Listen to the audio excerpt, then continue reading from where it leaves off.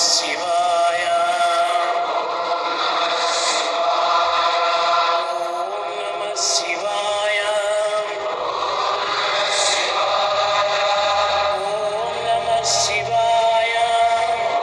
ആലോചിച്ച് നോക്കിയാൽ ബ്രഹ്മചൈതന്യത്തിൽ നിന്നാണ് ഈ ജീവചൈതന്യങ്ങളെല്ലാം ഉണ്ടായത്.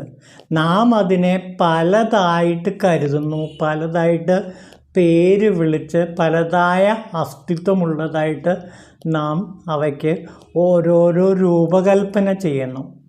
സത്യത്തിൽ ഇവയെല്ലാം ഒന്നാണ്. കാരണം എന്താ?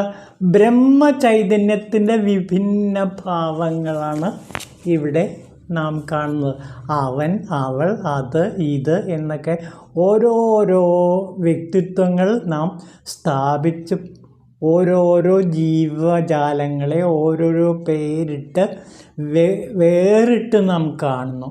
സത്യത്തിൽ ഇതെല്ലാം ബ്രഹ്മചൈതന്യത്തിൽ നിന്നാണ് ഈ ജീവചൈതന്യങ്ങളെല്ലാം ഉണ്ടായത് എന്ന് മനസ്സിലാക്കുമ്പോൾ എല്ലാം പരബ്രഹ്മ ചൈതന്യം മാത്രമാണ്. ആ ബ്രഹ്മചൈതന്യത്തിൽ നിന്നാണ് പലതായി ജീവചൈതന്യങ്ങളുണ്ടായി ഈ ലോകം നമുക്ക് കാണപ്പെടുന്നത്. ഈ കാര്യം വളരെ വ്യക്തമാക്കിക്കൊണ്ട് സാധു ഗോപാലസ്വാമികൾ അരുൾമൊഴികൾ എന്ന ഗ്രന്ഥത്തിൽ വിശദീകരിക്കുന്നുണ്ട്. അദ്ദേഹം 1959 ഡിസംബർ മാസത്തിൽ ഒരു ഗ്രഹസദസ്സിൽ വെച്ച് നടത്തിയ ഒരു പ്രഭാഷണം രേഖപ്പെടുത്തിയിട്ടുണ്ട്. നമുക്ക് ആ പ്രഭാഷണത്തിൻ്റെ കാതൽ എന്താണെന്ന് നോക്കാം. സമുദ്രജലത്തിൽ നിന്നും വിരൽത്തുമ്പത്ത് ഒരു തുള്ളി വെള്ളം എടുത്താൽ അതിനെയും സമുദ്രജലം എന്ന് തന്നെ പറയുന്നു. കായൽ ജലത്തിൽ നിന്ന് വിരൽത്തുമ്പിൽ ഒരു തുള്ളി വെള്ളമെടുത്താൽ അതിനെ കായൽ ജലം എന്ന് പറയും. കിണറ്റിൽ നിന്ന് ഒരു തുള്ളി വെള്ളമെടുത്താൽ അതിനെ കിണർ വെള്ളം എന്ന് പറയുന്നു. ഒരു ഗ്ലാസ്സിൽ നിന്നും ഒരു തുള്ളി വെള്ളമെടുത്താൽ അതിനെ ഗ്ലാസ്സിലെ വെള്ളം എന്ന് പറയുന്നു. അപ്പോൾ ഓരോ തുള്ളി വെള്ളത്തിനും അതിൻ്റേതായ ആധാരസ്ഥാനമായ വെള്ളത്തിൻ്റെ നാമധേയം ലഭിക്കുന്നു. എന്നാൽ സമുദ്രജലത്തിൽ നിന്നോ കായൽ ജലത്തിൽ നിന്നോ കിണർ ജലത്തിൽ നിന്നോ ഗ്ലാസ്സിലെ ജലത്തിൽ നിന്നോ വിരൽത്തുമ്പത്തെടുത്ത വെള്ളത്തിന് അളവിൽ വ്യത്യാസമില്ല. ഓരോ തുള്ളിയുടെയും അളവ് ഒന്ന് തന്നെ. എന്നാൽ ഗ്ലാസ് വെള്ളം എന്നത് തുച്ഛകോടിയിൽ നിൽക്കുന്നു. അതിലും വ്യാപ്തിയോടുകൂടി കിണർ വെള്ളം നിൽക്കുന്നു. അതിലും ഉപരിയായി മേന്മയോടുകൂടി കായൽ വെള്ളം നിൽക്കുന്നു. ഇവയ്ക്കെല്ലാം ഉപരിയായി ബൃഹത്തായി സമുദ്രജലം നിൽക്കുന്നു.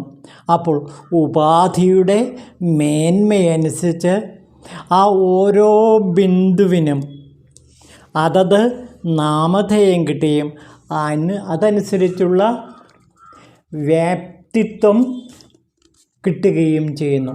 എന്നാൽ സമുദ്രജലം കായൽ വെള്ളത്തിലും കിണറ്റ് വെള്ളത്തിലും ഗ്ലാസ് വെള്ളത്തിനും ആധാരമായി നിൽക്കുന്നു എന്നതും നാം ചിന്തിക്കേണ്ടിയിരിക്കുന്നു. കായൽ വെള്ളം, കിണർ വെള്ളം, ഗ്ലാസ് വെള്ളം ഇവ വറ്റിയേക്കും.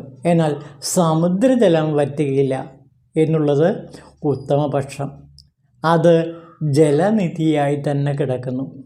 ഇതേപോലെ അണ്ഡജം, സ്വേദജം, ഉൽഭിജം, ജരായുജം എന്ന് 4 തരത്തിൽ ജീവരാശികൾ ഉൽപ്പത്തിയാകുന്നു. എങ്കിലും എല്ലാറ്റിലുമുള്ള ജീവചൈതന്യത്തിൻ്റെ അളവ് ഒന്ന് തന്നെ. ഉപാധി കൊണ്ട് അല്ലെങ്കിൽ ചേർച്ചുകൊണ്ട് വ്യവഹാരത്തിൽ ഏറ്റക്കുറച്ചിൽ വരുന്നു എന്ന് മാത്രം. ജീവചൈതന്യം, ആത്മചൈതന്യം, ഈശ്വര ചൈതന്യം, ബ്രഹ്മചൈതന്യം എന്നുള്ള ചൈതന്യങ്ങൾ ഏകമായിരിക്കുന്നു. ഉദാഹരണത്തിന് സമുദ്രജലം മുതലായവ വിടവുള്ളതായി തോന്നപ്പെടുകയും ചൈതന്യ സ്വരൂപത്തിൽ വിടവില്ല എന്നും നാം മനസ്സിലാക്കുകയും ചെയ്യും. ജീവചൈതന്യത്തെ ഗ്ലാസ് വെള്ളത്തോടും ആത്മചൈതന്യത്തെ കിണറ്റ് വെള്ളത്തോടും ഈശ്വര ചൈതന്യത്തെ കായൽ വെള്ളത്തോടും ബ്രഹ്മചൈതന്യത്തെ സമുദ്രജലത്തോടും ഉപമിക്കാമെങ്കിലും സമുദ്രജലത്തിനും ഗ്ലാസ് വെള്ളത്തിനും തമ്മിൽ വിടവുണ്ടെങ്കിലും ബ്രഹ്മത്തിനും ജീവചൈതന്യത്തിനും തമ്മിൽ യാതൊരു വിടവുമില്ല. അവ ഏകമായി നിൽക്കുന്നു. ജീവചൈതന്യത്തെ മറച്ചിരിക്കുന്ന ആവരണങ്ങൾ മാറുമ്പോൾ അത് ബ്രഹ്മചൈതന്യത്തിൽ നിന്നും യാതൊരു വ്യത്യാസവുമില്ലാതെ ബ്രഹ്മചൈതന്യമായി തന്നെ ശോഭിക്കുന്നതായി നമുക്ക് കാണാം. അപ്പോൾ ഉപാധിയാണ് യാതൊരു വിടവുമില്ലാതെ എങ്ങും നിറഞ്ഞു നിൽക്കുന്ന ബ്രഹ്മചൈതന്യത്തെ കുടിസുകളാക്കി കളയുന്നത്. അപ്പോൾ ഉപാധി ഭേദങ്ങളാണ് ബ്രഹ്മചൈതന്യത്തെ പല പല ജീവചൈതന്യങ്ങളാക്കി മാറ്റുന്നത്. ഈ ഉപാധി ഭേദങ്ങളുടെ ആവരണം മാറ്റിയാൽ ജീവചൈതന്യം തന്നെയാണ് ബ്രഹ്മചൈതന്യമെന്ന് നമുക്ക് വ്യക്തമാകും. അപ്പോൾ ഈ ലോകം അവൻ അവൾ അത് ഇതെന്നൊക്കെ വേറിട്ട് നിന്നാലും സത്യത്തിൽ എന്താണ്? അതെല്ലാം ബ്രഹ്മചൈതന്യമാണ്. സമുദ്രജലം പോലെ ബ്രഹ്മചൈതന്യമാണ് എന്ന് നമുക്ക് തെളിഞ്ഞ് കിട്ടും. അതാണ് ഇവിടെ ആദ്യ വരിയിൽ മെയ്കണ്ട ദേവൻ നമ്മളോട് പറയുന്നത്. അവൻ അവളത് മൂവിനെ മെയ്യൻ തോന്നിയത് അടിയെ ഒടുങ്ങി മലത്തുള്ളതാം അന്തമാനി ആദിന്യന്മനാർ പുലവർ. അവൻ അവൾ അത് എന്നിങ്ങനെ അറിയപ്പെടുന്ന ഈ ലോകം സാക്ഷാൽ ബ്രഹ്മചൈതന്യമാണ്. അതിനെന്ത് സംഭവിക്കുന്നു? ഉത്ഭവം, സ്ഥിതി, നാശം എന്ന 3 അവസ്ഥകളുണ്ടാകുന്നു. അപ്പോൾ ലോകത്തിന്, അതായത് ജീവചൈതന്യത്തിന് ആദ്യം ഉത്ഭവം ഉണ്ടാകുന്നു, പിന്നെ അത് നിലനിൽക്കുന്നു, പിന്നെ അത് നശിക്കുന്നു.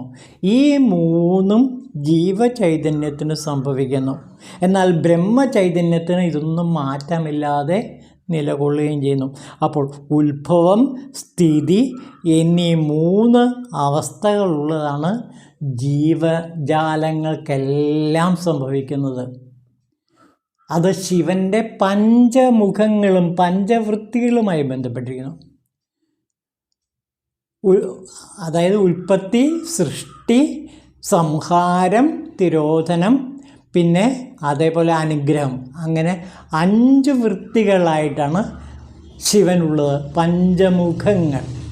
ആ ഉൽപ്പത്തിയും സ്ഥിതിയും വിനാശവും ഉണ്ടാക്കുന്നത് ശിവൻ തന്നെയാണ്. അതായത് ബ്രഹ്മചൈതന്യം, സദാശിവൻ തന്നെയാണ്, പരശിവൻ തന്നെയാണ് ഈ 3 അവസ്ഥകളും ഉണ്ടാക്കുന്നത്, ഉത്ഭവവും സ്ഥിതിയും നാശവും. അതുകൊണ്ട് ഈ ലോകം ശിവനാൽ സൃഷ്ടിക്കപ്പെട്ടതാണ് എന്ന് വ്യക്തമാവുന്നു. സൃഷ്ടിയും സ്ഥിതിയും കഴിഞ്ഞ് സംഹരിക്കപ്പെടുന്നു. അതായത് ഈ സൃഷ്ടിയും സംഹാരവും എങ്ങനെയാണ് സംഭവിക്കുന്നത്? മലമുള്ളിടത്തോളം കാലം സൃഷ്ടിക്ക് മരിച്ചു കഴിഞ്ഞാൽ വീണ്ടും പുനർജന്മം ഉണ്ടാവും. അതായത് ഈ 3 മലങ്ങൾ, ആണവം, കർമ്മം, കായികമലം, ഇങ്ങനെ 3 മലങ്ങൾ ഈ ജീവചൈതന്യത്തിൽ വന്ന് ഭവിക്കുന്നു. അതുകൊണ്ടാണ് മരണമുണ്ടാകുന്നത്, മൃത്യു ഉണ്ടാകുന്നത്. ഈ മലങ്ങൾ മാറിക്കഴിഞ്ഞാൽ പിന്നെ മൃത്യുവും ജനനവും ഉണ്ടാവില്ല. അപ്പോൾ മലമാണ് ഏതൊക്കെ? ആണവം, കർമ്മം, കായികം. അങ്ങനെയുള്ള ആ 3 മലങ്ങൾ നമ്മുടെ ജീവനിൽ പറ്റിപ്പിടിച്ചിരിക്കുന്നിടത്തോളം കാലം നമുക്ക് മരണങ്ങളുണ്ടാകും, പിന്നെയും ജനനങ്ങളുണ്ടാകും. അപ്പോൾ ജനനവും മരണത്തിനും കാരണം നമ്മുടെ ജീവചൈതന്യത്തിൽ പറ്റിപ്പിടിച്ചിരിക്കുന്ന ഈ 3 മലങ്ങളാണെന്ന് ശൈവ സിദ്ധാന്തം പറയുന്നു.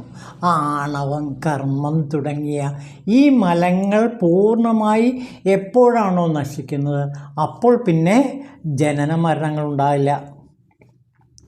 അതായത് സൃഷ്ടിക്കപ്പെട്ടവയുടെ മലം നശിക്കാത്തതിനാൽ അത് ഇല്ലാതാക്കാൻ വേണ്ടി സംഹാരത്തിന് ശേഷം വീണ്ടും സൃഷ്ടിക്കപ്പെടുന്നു.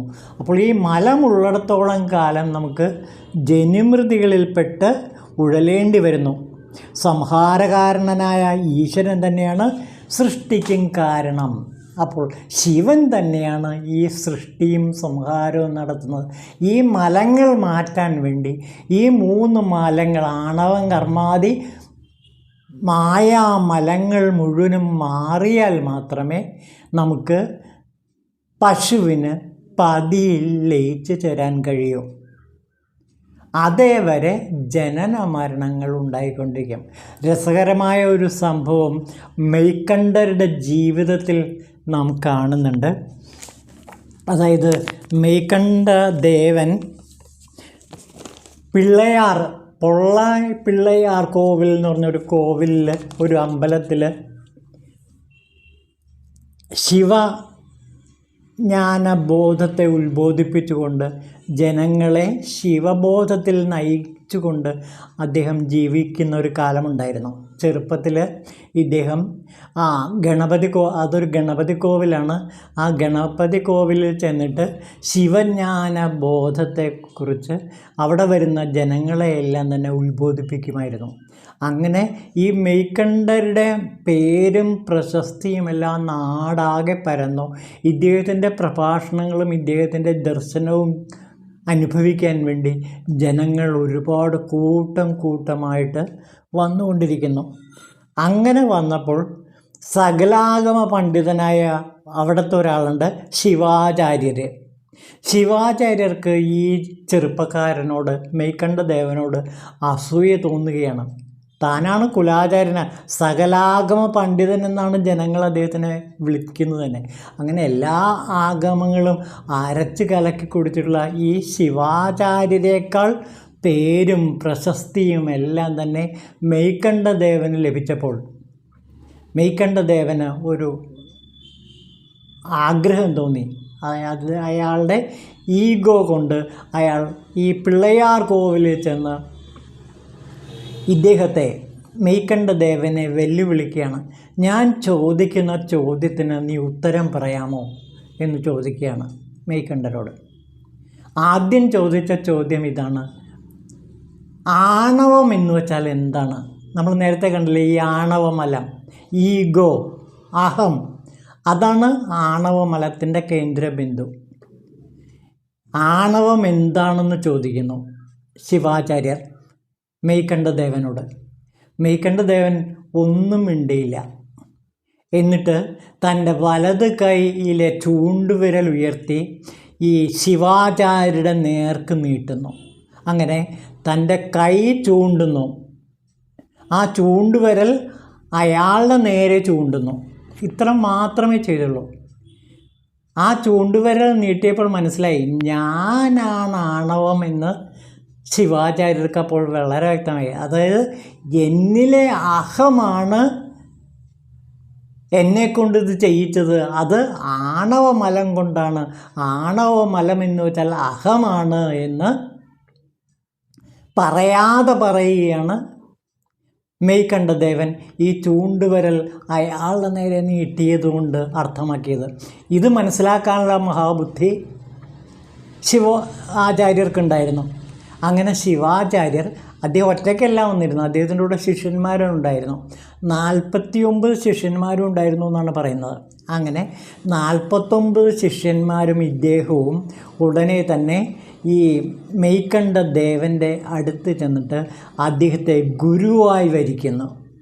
ഇന്നു മുതൽ അങ്ങാണ് ഞങ്ങളുടെ ഗുരു എന്ന് പറഞ്ഞ് മെയ്ക്കണ്ഠരെ ഈ ശിവാചാര്യർ എന്ന സകലാഗമ പണ്ഡിതൻ ഗുരുവായി സ്വീകരിക്കുന്നു.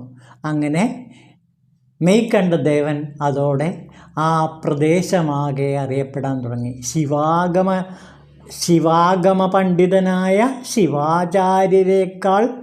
ശിവാചാര്യർ തന്നെ ഗുരുവായി സ്വീകരിച്ച മെയ്ക്കണ്ഠദേവരെ എല്ലാവരും ഗുരുവായിട്ട് അംഗീകരിച്ചു. അദ്ദേഹത്തിൻ്റെ പ്രധാനപ്പെട്ട ഈ ശിവജ്ഞാനബോധം അതോടെ പിള്ളയാർ കോവിലിൽ നിരന്തരം മനനത്തിന് വിധേയമാക്കിക്കൊണ്ടേയിരുന്നു.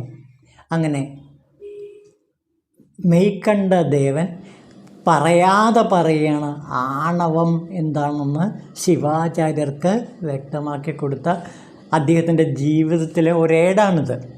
അപ്പോൾ ഇതാണ് ഇവിടെ പ്രധാനമായിട്ടും നാം ശ്രദ്ധിക്കേണ്ടത്. അതായത് ജീവചൈതന്യത്തിൽ ഈ ആണവം, കർമ്മം തുടങ്ങിയ 3 മലങ്ങൾ എപ്പോഴും നിറഞ്ഞു നിൽക്കുന്നു. അതുള്ളിടത്തോളം കാലം ഭഗവാൻ ശിവന് സംഹാരം നടത്തേണ്ടിയിരിക്കുന്നു. ഈ മലങ്ങളെ പൂർണ്ണമായി ഇല്ലാതാക്കാൻ വേണ്ടിയാണ് സദാശിവൻ ജനന മരണങ്ങൾ ഉണ്ടാക്കുന്നത്. ഈ മലങ്ങൾ പൂർണ്ണമായും തീർന്നു കഴിഞ്ഞാൽ അത് ജീവചൈതന്യത്തിൽ നിന്ന് ഈ ആവരണം പൂർണ്ണമായി മാറിക്കഴിഞ്ഞാൽ എന്തു പറ്റുന്നു? പശു പതിയിൽ ലയിക്കുന്നു. അതായത് പാശമാകുന്ന ഈ ആവരണം അറുക്കപ്പെട്ട് കഴിഞ്ഞാൽ, ഇല്ലാതായാൽ പശു പതിയിൽ ലയിക്കുന്നു എന്നാണ് ഇവിടെ മേൽക്കണ്ഠദേവൻ ആദ്യ ശ്ലോകത്തിൽ തന്നെ നമ്മളോട് വ്യക്തമാക്കുന്നത്. അപ്പോൾ ഇവിടെ നാം കാണുന്ന രണ്ട് ചൈതന്യങ്ങളെയാണ്. ഒന്ന് ബ്രഹ്മചൈതന്യം, മറ്റൊന്ന് ജീവചൈതന്യം. ജീവചൈതന്യത്തെയും ബ്രഹ്മചൈതന്യത്തെയും വേറിട്ട് നിർത്തുന്ന അല്ലെങ്കിൽ വേർതിരിക്കുന്ന ആ ഘടകം ഒരാവരണമാണ്. 3 ആവരണങ്ങളാണ്. അത് ആണവം, കർമ്മം, മായ, ഇങ്ങനെയുള്ള 3 മലങ്ങളാണ്. ഈ 3 മലങ്ങളാകുന്ന ആവരണങ്ങൾ എപ്പോഴാണോ പൂർണ്ണമായും ജീവചൈതന്യത്തിൽ നിന്ന് ഇല്ലാതാകുന്നത്, അപ്പോൾ ആ ജീവചൈതന്യം അതിൻ്റെ ഉത്ഭവസ്ഥാനമായ ബ്രഹ്മചൈതന്യത്തിൽ തന്നെ ലയിക്കുന്നു. അതായത് പശു എന്ന ജീവൻ സാക്ഷാൽ പതിയായി മാറുന്നു. അങ്ങനെ പശുപതിയായി ജീവചൈതന്യം ഉയർത്തപ്പെടുന്നു. ഇതാണ് ആദ്യ ശ്ലോകത്തിൽ മേൽക്കണ്ഠർ ശിവജ്ഞാനബോധത്തിൽ നമുക്ക് പറഞ്ഞു തരുന്നത്. അപ്പോൾ ശരിക്കും ഇത് ശൈവ സിദ്ധാന്തത്തിൻ്റെ അടിസ്ഥാന ഘടകമാണ്. ഈ ആദ്യ ശ്ലോകത്തിൽ മേൽക്കണ്ഠദേവൻ നമുക്ക് പറഞ്ഞു തരുന്ന ദിവ്യമായ